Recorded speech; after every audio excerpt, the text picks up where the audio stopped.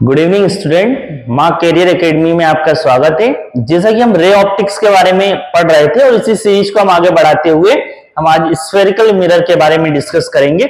इससे पहले हमने प्लेन मिरर पढ़ लिया था और कुछ प्रॉपर्टीज पढ़ी थी प्लेन मिरर के बारे में कि जो इमेज फॉर्म होती है वो किस प्रकार होती है, और उसके बाद हमने पढ़ा था कि जो प्लेन मिरर से डेविएशन प्रोड्यूस होता है वो कैसे होता है या कितना होता है। और थर्ड हमने पढ़ा था कि हम प्लेन मिरर को अगर हम थीटा एंगल से रोटेट करते हैं तो जो रिफ्लेक्टेड रे है वो कितने एंगल से रोटेट हो जाती है ना। ये सब चीजें हमने प्लेन मिरर के बारे में पढ़ा था और नंबर ऑफ इमेज के बारे में भी हमने पढ़ा था। आज हम किस मिरर के बारे में डिस्कस करने वाले हैं? आज हम डिस्कस करने वाले हैं स्फेरिकल मिरर के बारे में या कर्व्ड मिरर के बारे में। तो स्फेरिकल मिरर होते क्या हैं? तो स्फेरिकल मिरर जो होते हैं वो एक स्फेयर का पार्ट होते हैं, है ना।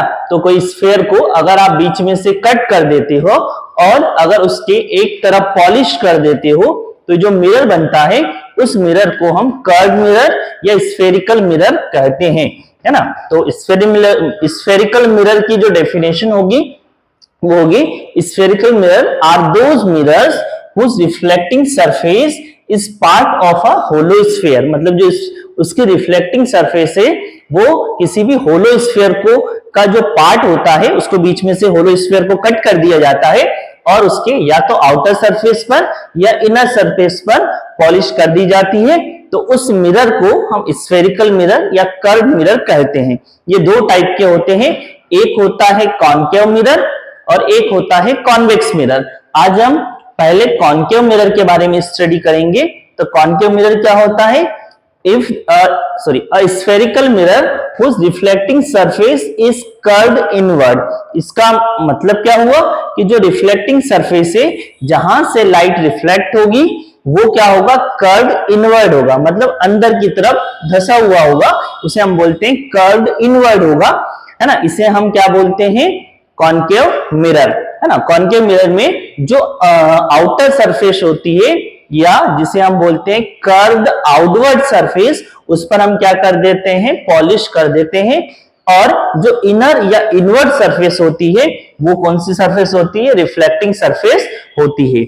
जनरली जो कॉन्केव मिरर होते हैं वो लाइट को क्या करते हैं? कन्वर्ज करते हैं या एक ही पॉइंट पे क्या करते हैं? फोकस करते हैं।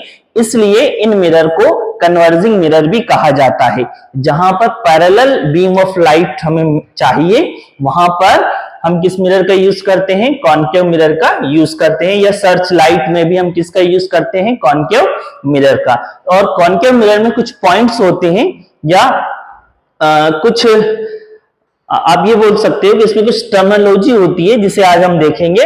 सबसे पहले ये वाला जो पार्ट होता है जहां से लाइट इंटर करती है इसे हम मिरर का एपरेचर बोलते हैं। क्या बोलते हैं?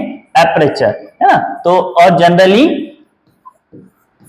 जब हम कैलकुलेशन करते हैं तब इस एपरेचर को स्मॉल माना जाता है, बहुत कम डायमीटर का होता है ना। यहां से यहां तक की जो डायमीटर होती है उसे हम क्या बोलते हैं? एपरेचर बोलते हैं।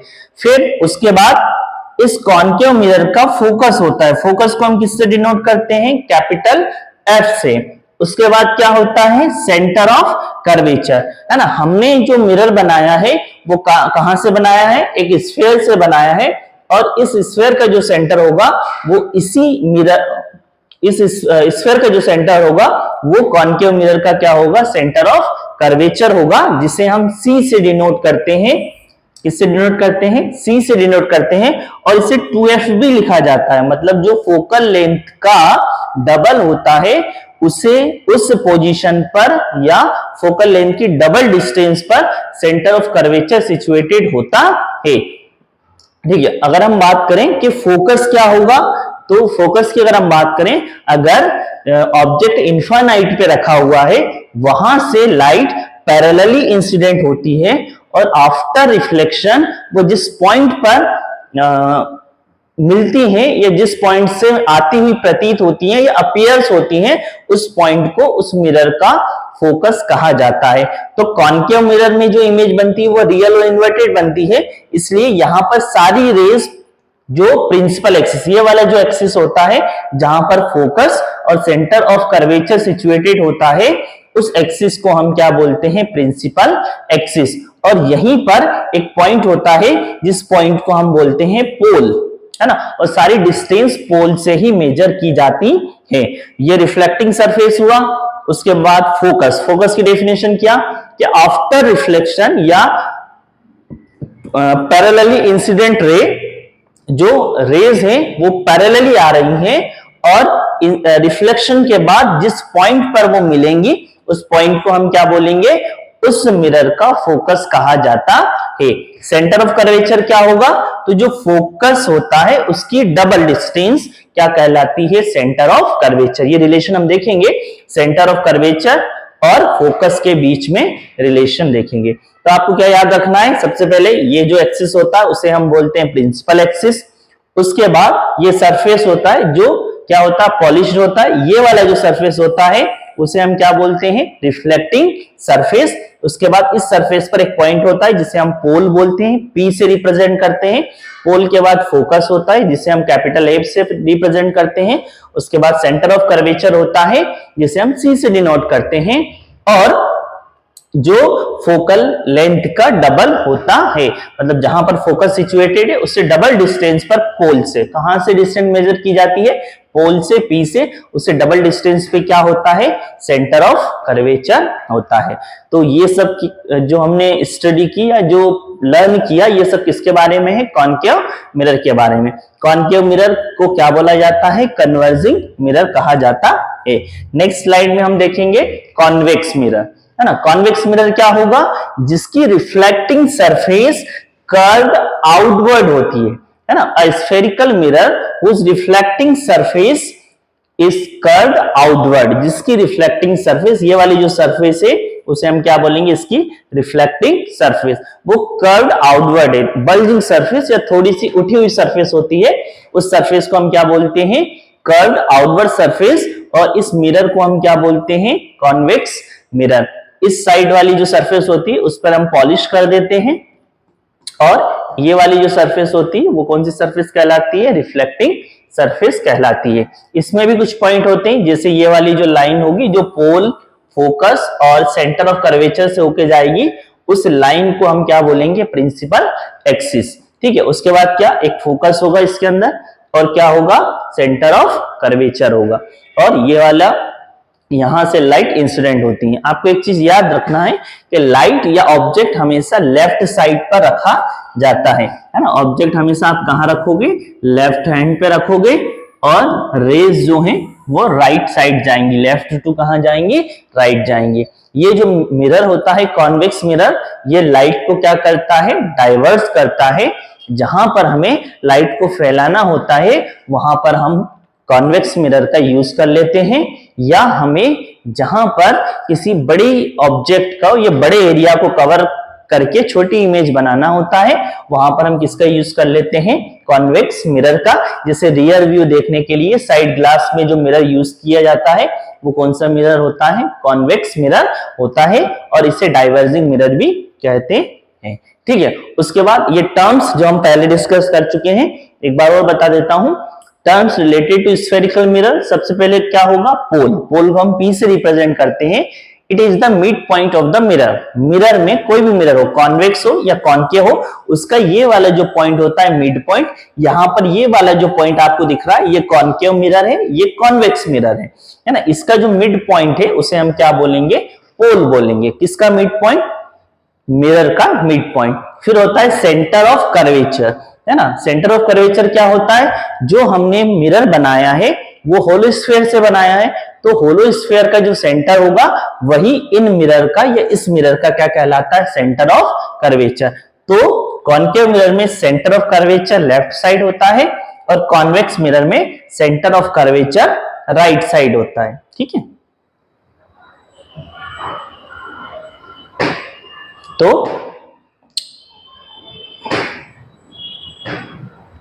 कॉन्केव में जो सेंटर ऑफ कर्वेचर होगा वो किस साइड होगा, लेफ्ट साइड होगा, और कॉन्वेक्स में कहां होगा, राइट साइड होगा। फिर एक टर्म्स आती है radius of curvature. Radius of curvature क्या होता है, पोल से लेकर सेंटर ऑफ कर्वेचर तक की डिस्टेंस, क्या बोलेंगे, distance between pole and centre of curvature is called radius of curvature. Pole से लेके रेडियस ऑफ कर्वेचर तक की डिस्टेंस को हम क्या सेंटर ऑफ कर्वेचर तक की डिस्टेंस को हम क्या बोलते हैं, रेडियस ऑफ कर्वेचर, जिसे किससे डिनोट करते हैं, आर से डिनोट किया जाता है। इसके लिए कॉनकेव के लिए लेफ्ट हैंड साइड रहेगी और कॉन्वेक्स के लिए right hand side. Sign convention जब हम पढ़ेंगे तब हम पढ़ेंगे कि कॉनकेव के लिए ये नेगेटिव होती है और कॉन्वेक्स के लिए क्या होती है, पॉजिटिव होती है। फिर और अगर हम टर्मिनोलॉजी की बात करें तो एक होता है प्रिंसिपल एक्सिस। अभी मैंने बताया कि जहां से पोल, फोकस और सेंटर ऑफ कर्वेचर जिस लाइन पे आते हैं उस लाइन को क्या बोला जाता है, प्रिंसिपल एक्सिस। तो अगर हम प्रिंसिपल एक्सिस की बात करें तो ये वाली जो लाइन है ना, ये वाली जो लाइन है उसे हम क्या बोलेंगे, प्रिंसिपल एक्सिस। आपको दिख रही होगी ये लाइन, इस लाइन को हम क्या बोलेंगे, प्रिंसिपल एक्सिस। ठीक है, प्रिंसिपल एक्सिस के बाद क्या होता है, एपरेचर। एपरेचर क्या होता है ना, तो इफेक्टिव डायामीटर। इफेक्टिव डायामीटर मतलब जहां से लाइट रे इंटर करे उस एरिया को या उस डायामीटर को क्या बोला जाता है, एपरेचर बोला जाता है। कैलकुलेशन में हम एपरेचर को स्मॉल कंसीडर करके या डायामीटर को वेरी स्मॉल कंसीडर करके हम कैलकुलेट करते हैं, है ना। जो भी चीजें कैलकुलेट करना होता है हमें, जो भी डेरिवेशन करना है उसमें जो एपरेचर होगा उसे हम स्मॉल कंसीडर करेंगे। फिर प्रिंसिपल फोकस और फोकस जिसे हम बोलते हैं, तो ये वो पॉइंट है, it is a point on the principal axis of the mirror at which the light rays coming parallel to principal axis actually meet और appears to meet after reflection, है ना। जहां पर जिस पॉइंट पर रिफ्लेक्शन के बाद जो भी पैरेलल लाइंस हैं, किसके पैरेलल, प्रिंसिपल एक्सिस के पैरेलल लाइन इंसिडेंट होती हैं, तो आफ्टर रिफ्लेक्शन जिस पॉइंट पर या तो एक्चुअली मीट करती है, ये किस केस में एक्चुअली मीट करेंगी, कॉनकेव मिरर में, और अपीयर्स किस केस में होगी, कॉन्वेक्स मिरर में, है ना। तो उस पॉइंट को हम क्या बोलते हैं, प्रिंसिपल फोकस और फोकस बोला जाता है। और कॉनकेव मिरर का फोकस रियल होता है, जबकि कॉन्वेक्स मिरर का जो फोकस होता है उसे हम इमेजिन करते हैं, वो वर्चुअल होता है। फिर फोकल लेंथ क्या होगी, फोकल लेंथ डिस्टेंस होती है बिटवीन पोल एंड फोकस, है ना। किसी भी स्फेरिकल मिरर में फोकल लेंथ क्या होती है, पोल और फोकस के बीच की जो डिस्टेंस होगी, प्रिंसिपल फोकस के बीच की जो डिस्टेंस होगी उसे हम क्या बोलते हैं, फोकल लेंथ। इसे किससे रिप्रेजेंट करते हैं, स्मॉल f से रिप्रेजेंट करते हैं, और ये इंडिपेंडेंट होती है मीडियम पे, है ना। किसी भी जिस मीडियम में आपने उसको रखा हुआ है उस पे इंडिपेंडेंट होती है, फोकल लेंथ कभी भी चेंज नहीं होती है। ठीक है, if a spherical mirror is placed in water और any other medium, its focal length remains unchanged, है ना। और अगर हम रिलेशन देखें, focal length of a mirror is equal to the half of the radius of curvature. जो focal length होगी वो रेडियस ऑफ कर्वेचर के क्या होती है, हाफ होती है। और इसको हमको प्रूफ भी करना है, आज हम वही प्रूफ करेंगे, relation between focal length and radius of curvature. तो आज हम कॉनकेव के लिए करेंगे और कल वाले लेक्चर में हम कॉन्वेक्स के लिए करेंगे, है ना। आपको क्या प्रूफ करना है, F is equal to R by 2, ये डेरिवेशन आता है एग्जाम में, और जनरली क्वेश्चन भी पूछे जाते हैं न्यूमेरिकल क्वेश्चन। आपको R दिया होगा और क्या पूछ लेंगे, F पूछ लेंगे। तो सबसे पहले हम किसके लिए करेंगे, हम करेंगे कॉनकेव मिरर के लिए डेरिवेशन, है ना। किसके लिए करेंगे, फॉर कॉनकेव मिरर, ठीक है।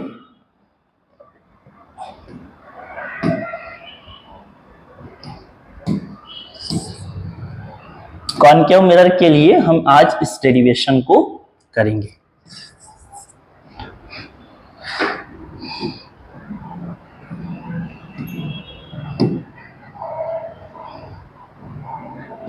है ना, सबसे पहले मैं बना देता हूं कॉनकेव मिरर। सपोज करो ये एक कॉनकेव मिरर है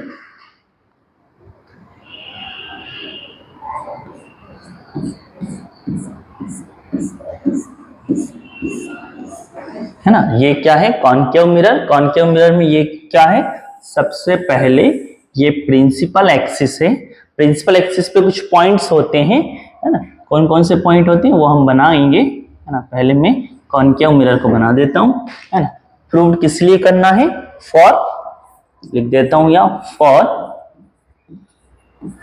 कॉनकेव मिरर, है। कॉनकेव मिरर के लिए हमें प्रूफ करना है, फिर हम कॉन्वेक्स के लिए भी करेंगे, ठीक है। इसको दो तरीके से कराऊंगा मैं। एक एनसीईआरटी पैटर्न के अकॉर्डिंग और एक एमपी बोर्ड के अकॉर्डिंग, है ना। सीबीएसई वालों के लिए एनसीईआरटी, वैसे एमपी बोर्ड में भी एनसीईआरटी होता है, लेकिन उन लोगों के लिए अलग जो डेरिवेशन होता है वो अलग तरीके से कराया जाता है। तो मैं पहले एनसीईआरटी के अकॉर्डिंग करा देता हूं और फिर जो भी नेक्स्ट लेक्चर रहेगा उसमें हम कॉन्केव मिरर के लिए जो भी एमपी बोर्ड की बुक चलती है उसके अकॉर्डिंग करा देंगे, ठीक है। और आईसीएससी के अकॉर्डिंग जो भी है वो एनसीईआरटी, पहले हम एनसीईआरटी के लिए कर लेते हैं, है ना। तो सबसे पहले ये कॉन्केव मिरर है, यहां पर क्या होगा, यहां पर होगा पोल, ठीक है। पोल के बाद क्या होता है, यहां पर होता है फोकस और यहां पर क्या होता है, सेंटर ऑफ कर्वेचर, ठीक है।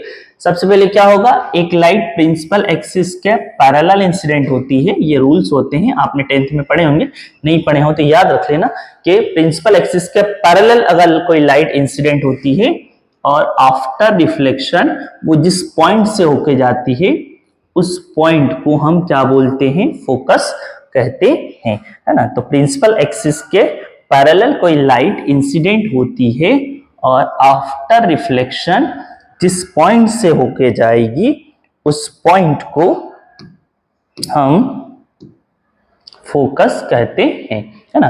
प्रिंसिपल एक्सिस के पैरेलल इंसिडेंट हुई और ये पॉइंट फोकस है, यहां से मैं फोकस से पास करा देता हूं, तो आफ्टर रिफ्लेक्शन वो कहां से होके जा रही है, फोकस से होके जा रही है, ठीक है। और ये सेंटर ऑफ कर्वेचर है, एक लाइट सेंटर ऑफ कर्वेचर से, या आप परपेंडिकुलर भी ड्रॉ कर सकते हो सेंटर ऑफ कर्वेचर से, यहां से आपने क्या ड्रॉ किया, परपेंडिकुलर ड्रॉ किया, है ना। सपोज करो ये जो परपेंडिकुलर है तो इंसिडेंट रे जो है वो परपेंडिकुलर के साथ थीटा एंगल बना रही है, तो जो रिफ्लेक्टेड रे है वो भी कितना एंगल बनाएगी, थीटा एंगल बनाएगी, है ना। इस पॉइंट को हमने नाम दे दिया m, ये हो गया p और ये पॉइंट क्या हो गया n, है ना। तो पहले आप लिखोगे let MPN is a concave mirror in which P is a pole, F is a focus and C is a centre of curvature. A line incident, आगे लिखोगे a line incident parallel to the principal axis and after reflection it goes from the focus। फिर हमने क्या draw किया, perpendicular draw किया centre of curvature से, किस पर, मिरर पर। वो फिर हमने एंगल बनाए कि जो ये एंगल है, एंगल ऑफ इंसिडेंट ये थीटा है, या एंगल ऑफ इंसिडेंस थीटा है, तो एंगल ऑफ रिफ्लेक्शन भी कितना होगा, थीटा होगा, है ना। तो चाहो तो आप इसको नाम दे सकते हो, है ना। इस पॉइंट को, इस पॉइंट को ए नाम दे दें, ये तो m है इसे, ये c हो गया, ये f हो गया, ठीक है।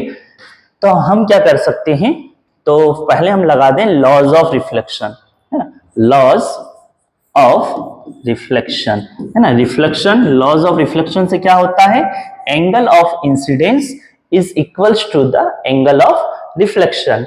तो मैं क्या लिख सकता हूं, जो एंगल ए, यहां से स्टार्ट होगा AMC, AMC is equal to angle of reflection कौन सा है, CMF, angle CMF is equal to कितना है, थीटा है, ठीक है। ये मैंने बता दिया। फिर मुझे ये पता है कि जो AM है वो PC के क्या है, पैरेलल है ना। तो AM, या आप ऐसा भी लिख सकते हो कि PC जो है वो AM के पैरेलल है, तो मैंने लिख दिया PC पैरेलल AM, ठीक है। तो अगर PC AM के पैरेलल है और ये लाइन उसको क्या कर रही है, इंटरसेक्ट कर रही है, तो हमने प्रॉपर्टीज पढ़ी है कि दो पैरेलल लाइन को एक लाइन इंटरसेक्ट करती है तो अल्टरनेट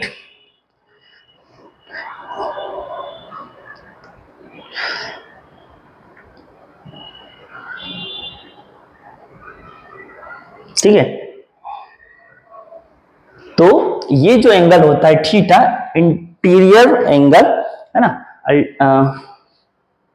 ये जो एंगल है थीटा, जब कोई दो पैरेलल लाइन को एक लाइन इंटरसेक्ट करती है, तो अगर हम बात करें ये एंगल अगर थीटा है तो ये एंगल भी कितना होगा, थीटा होगा।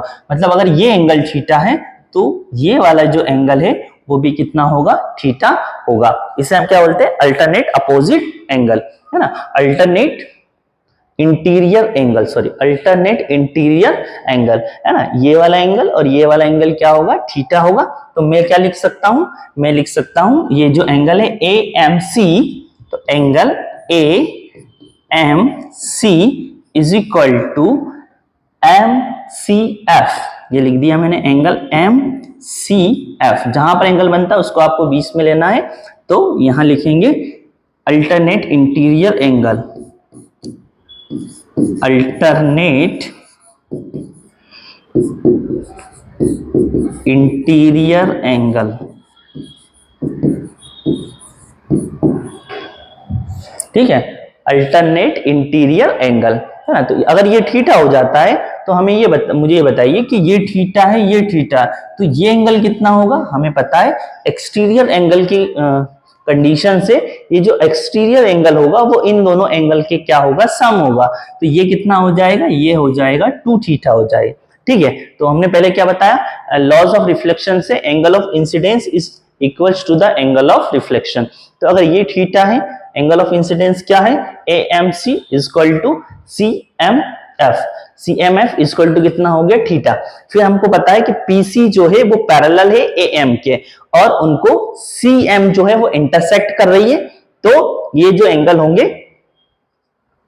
है ना, ये वाली जो एंगल होंगे AMC वो किसके इक्वल होगा, MCF के, है ना। वो भी कितना होगा, थीटा होगा, यहां मैं लिख देता हूं, इज इक्वल टू कितना होगा,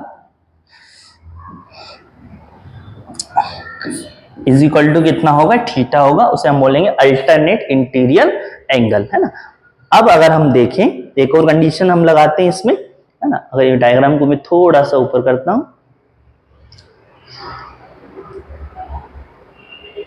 ठीक है। अगर मैं बात करूं, ये एंगल यदि थीटा है तो ये वाला एंगल 2 थीटा होता है, क्योंकि ये जो एक्सटीरियर एंगल होता है वो इंटीरियर एंगल के सम होता है, सम के इक्वल होता है ना। तो मैं क्या लिख सकता हूं, अगर मैं लिखूं तो यहां से अगर हम लिखें तो जो MFP होगा, angle MFP is equal to किसके इक्वल होगा, MCF और CMF के, है ना। तो पहले लिख देता हूं किसके सम के इक्वल होगा, CMF के, CMF प्लस MCF, MCF, है ना। जो M पर एंगल बन रहा है, कितना बन रहा है, थीटा, तो इसको हम लिखेंगे, सबसे पहले क्या लिखेंगे, CMF, ये थीटा है, और फिर क्या लिखेंगे, MCF, ये भी क्या है, थीटा। तो ये दोनों ऐड हो जाएंगे, तो angle MFP is equal to theta plus theta, है ना। तो ये कितना हो जाएगा, थीटा प्लस थीटा, है ना। अगर हम इसको देखें तो थीटा और थीटा कितना हो जाएगा, 2 थीटा, है ना।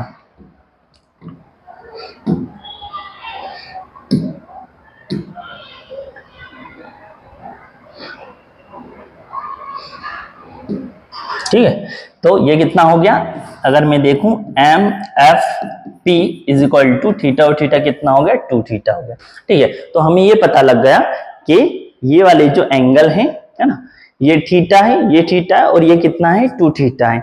अगर हम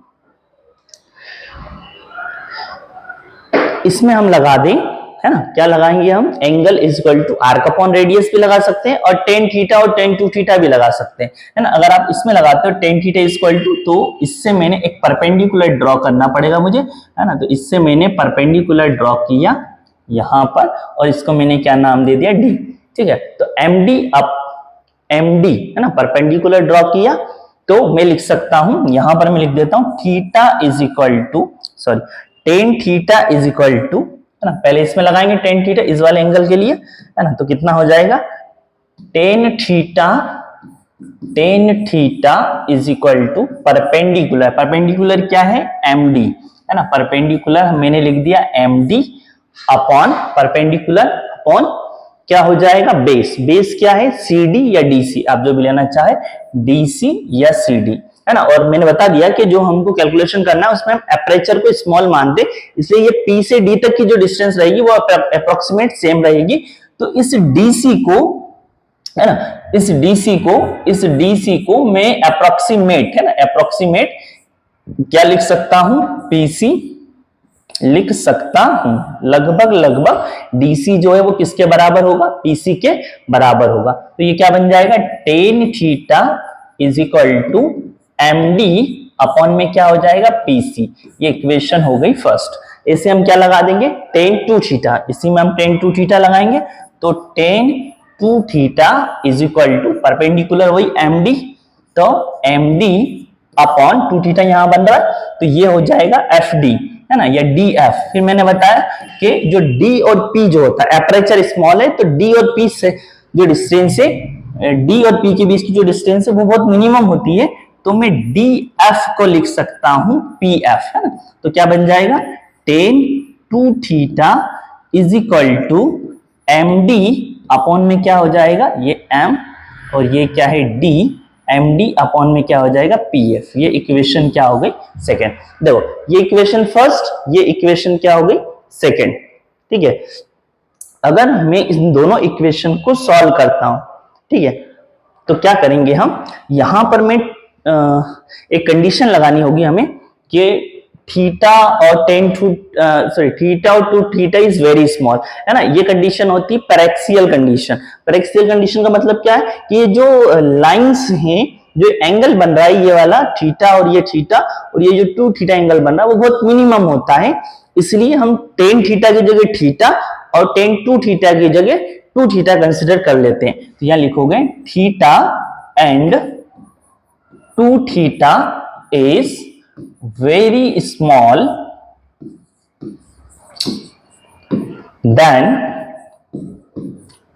tan theta is equal to theta and tan 2 theta is equal to 2 theta consider कर लिया हम, क्योंकि tan 90 की वैल्यू जो tan 90 होता है ना, उसकी वैल्यू कितनी होती है, 0। हम देखेंगे तो tan की वैल्यू, अगर tan 45 की वैल्यू 1 होती है ना, फिर 1 के बाद tan 45 के बाद tan 90 की वैल्यू इनफाइनाइट की अगर हम बात करें, tan 0 की वैल्यू 0 और tan 30 की वैल्यू 1/√3 और tan 45 की वैल्यू 1 होती है, तो 45 की वैल्यू 1 होती है, tan 45 की वैल्यू क्या होती है, 1।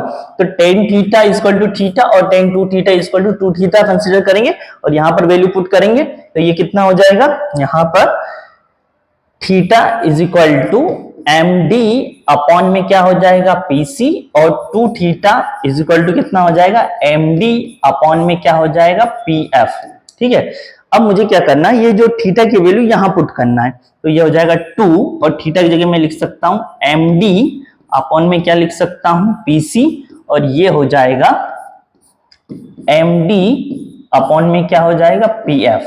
MD से MD क्या हो जाएगा, कैंसिल आउट, तो यहां से बचेगा 2 अपॉन PC और 1 अपॉन PF, है ना। और हमें पता है PC क्या होता है, रेडियस ऑफ कर्वेचर, तो यहां लिख सकता हूं मैं 2 अपॉन में R, है ना। साइन कन्वेक्शन की अगर हम बात करें तो ये PC जो होता है वो रेडियस ऑफ क्या होता है, कर्वेचर होता है। तो अगर मैं इसको लिखता हूं तो PC is equal to -R और PF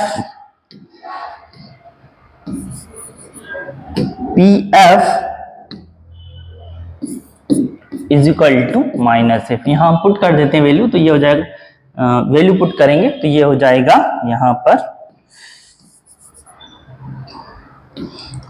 कितना होगा, 2 upon -R is equal to 1 upon -F। Minus minus cancel out हो जाएगा और यहां से अगर हम वैल्यू निकालते हैं तो R का मल्टीप्लाई 1 में करेंगे, इसके इसमें मल्टीप्लाई करेंगे 2 का F में, तो R is equal to 2F। और क्या लिख सकते हैं, और अगर इसको लिखूं तो F is equal to R/2।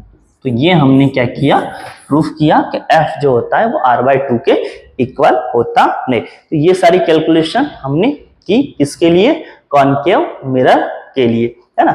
सबसे पहले हमने डायग्राम बनाया, फिर theta, angle of incident, angle of, इतना हमने किया और उसके बाद ये कैलकुलेशन किया। आप लोग ये कर लेना, आगे के नेक्स्ट लेक्चर में मैं एमपी बोर्ड के अकॉर्डिंग इसको डेरिवेशन को समझाऊंगा। ये सीबीएसई के अकॉर्डिंग था, एनसीईआरटी में जो दिया हुआ, आगे हम एमपी बोर्ड और आईसीएसई के अकॉर्डिंग जो दिया वो समझेंगे, है ना। तो ये हमने कॉनकेव मिरर के लिए समझा था, ऐसे हम कॉन्वेक्स मिरर के लिए भी इस डेरिवेशन को करेंगे। तो आज के लिए इतना ही, थैंक यू। वीडियो को शेयर और लाइक कीजिए, और माँ कैरियर एकेडमी में आपका स्वागत है। Thank you very much.